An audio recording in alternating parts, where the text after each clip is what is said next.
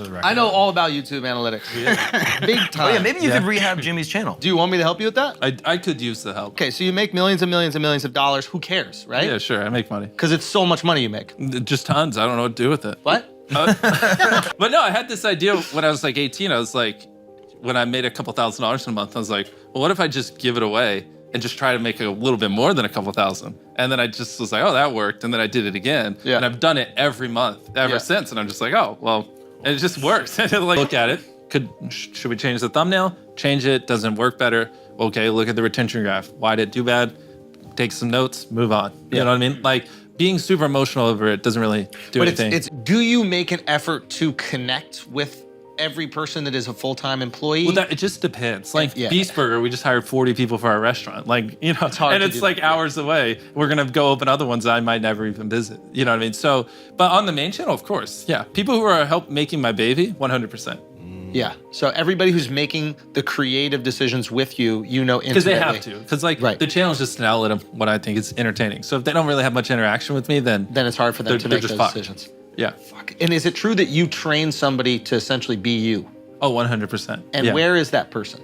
The CEO. He just runs like the hiring and basically, while I'm here just having fun, what is it, Monday? He's over there working. How did you know he was the guy to be you? Because you are, I don't know if you're aware. He's a lunatic. You are a historically impressive human being. Thank you. I don't know if you're aware of this. I agree. But no, yeah, no, good. I had a feeling you know this. Yeah. But how do you find somebody that you're like, no, that guy is special, just like I'm special? The big things are you coachable? Do you see the value? And like, do you believe in what I believe in? Like, those are like the three things where if someone has those traits, and are you obsessive, those 4 traits, then usually in the long run, you'll work out. Like if someone's skill set's here, and they're like growing like this, and then you meet someone here, but they're coachable, they see the value, they're obsessive. After a year, their skill set's gonna be up here, and this guy's gonna be here. Obsessive is big. Yeah, so it's like people who are willing to just like follow me around for 6 months, learn, they think we're gonna be the biggest YouTube channel. Well, people who possess those traits always do well. And so he was all those things. He just lived with me for a couple years. We like literally,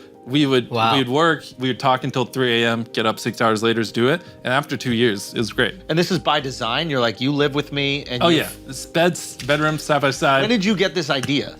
And where did it come from? Because if we weren't talking at all times, we'd just go bankrupt. Like, oh, no. I mean, like, where did you get the idea? I need a clone of me. So well, it just kind of happened. Like, okay, this like, is natural. We just naturally, we were working, and it was like, well, we don't want to just stay in our shitty little tiny studio we had at the time 24/7. So just live with me. And then we lived together, and we're just inseparable. And so for like 2 years, every morning, all day, every night, we were just talking. Organically happened. Okay, good. I thought that you plotted this, and you're like, I need to but now I want to do it again. I just bought a new house, and we're moving all their heads of the company in so they can get more like time with me. Because at the end of the day, the more that they know you, the better they'll do. Yeah, because these videos are literally just like my creative extension. Like if I show up and I don't like it or something's off, then we just scrap it. Doesn't matter how much we spent.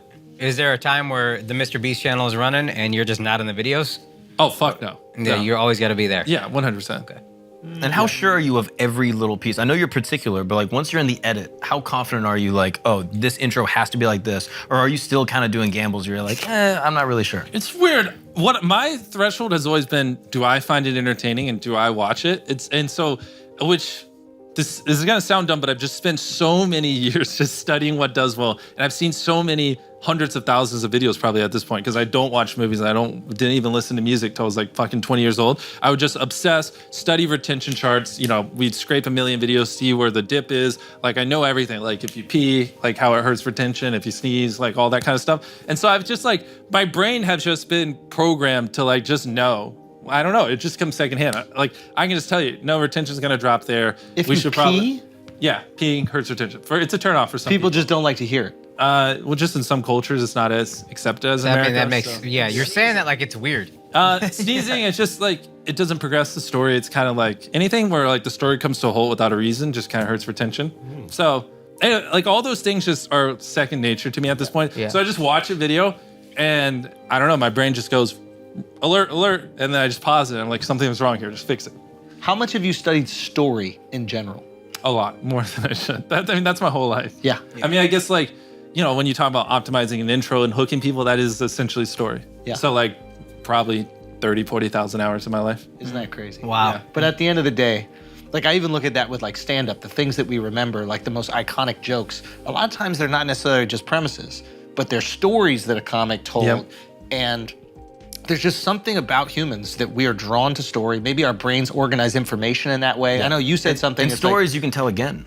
Like stories you want to relive. Where like if you do a stunt, oh, I exploded in an airplane. It's like, okay, that's cool to see once. But once there's a story where it's like, that kid lived in a place and he I was proposed about to his to bring up fiance. the same fucking video. Like that arc, you can watch a million times because you're not. I'm not watching something happen. You're telling me something about myself. Yeah, that video was great. It kept flipping, it kept misdirecting, You know what's funny? For that video, we had someone else lined up, and we were like, hey, quarantine before this video. This was when COVID was a little bit more of a thing. Quarantine. It would suck if you get COVID.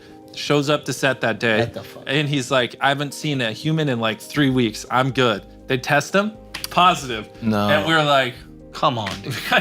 you just blew your shot. And so then that guy in that video is actually my editor because I was like, He killed it. yeah, He was great. So it was Plays literally guitar, like last minute. I was like, anyone want to do this? And then Josh, my editor, was like, I'll do it. And so we just threw him in there. Proposal. And None it of that was, just- we didn't even know Josh was doing it until like an hour before he It went was in. so perfect as far as story goes. I was like, they had to have I scripted. swear to God, we didn't. In that We curve. had so the reason there's an astronaut blanket and astronaut stuff everywhere is because the other guy was an astronaut and he was gonna use the money for astronaut school, and so that was gonna be our story. God. Was like, we're practicing for you in space. That was the whole theme. We're practicing for an astronaut in space, and then the day before, he's just like, yeah, I haven't seen a human in 3 weeks. Okay. But I got COVID somehow. Okay, this is really interesting to me. So story, can you break down specifically what it is humans want, need, or interested by? It's infinite. There's so many different ways you could tell a great story.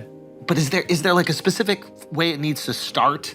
Is there some sort of stimulus that needs to happen? No. Like, really? So There's like, you can look. I mean, literally billions of videos have gone viral on YouTube. And there's like, there are certain things like you hook them at the start, but how you hook them is whatever. I mean, culture, there's different things, whatever's relevant at the time. Like different things would hook him than him. You know what I mean? Like a Catholic joke or something would get him watching, but I might not understand. It's like literally infinite, Right. So I just wonder if there's some sort of structure that we're drawn to, like, because the only structure is really at the start of the video, you got to get them interested and get them watching.